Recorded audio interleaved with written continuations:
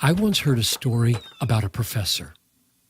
A student approached him, curious about scientific observation. "Very well," said the professor as he pulled out a huge yellow jar. "Take this fish and look at it. Eventually, I'll test you." The student took the fish and began to observe it. He looked at it, studied it. After 10 minutes, he thought he'd seen everything that could be seen.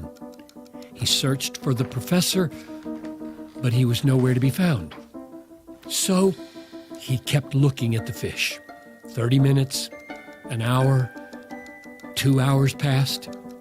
He was turning it over, looking it in the eyes, behind, beneath, above. "What have you learned?" asked the professor when he returned.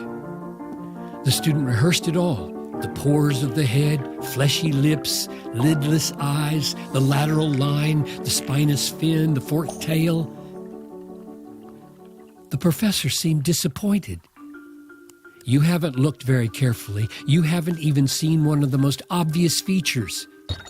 Keep on looking." The student wanted nothing more to do with the fish. He was miserable. But he wanted to please the professor, so he looked and looked. Slowly, he discovered one new feature after another. Soon time began to fly by as the student observed that fish, seeing all kinds of things he'd never noticed before. He realized just how right the professor had been.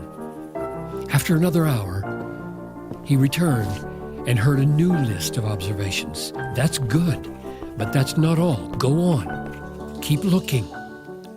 And so for 3 long days, he put that fish before the student's eyes, forbidding him to study anything else, repeating the same chorus each time: "Look, look, look."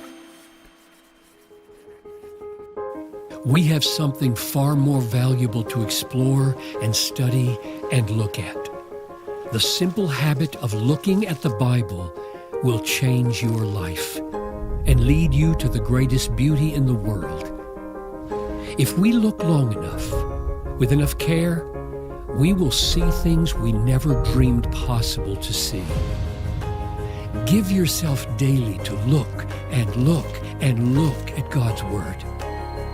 Don't let go or walk away until you have seen more of Him.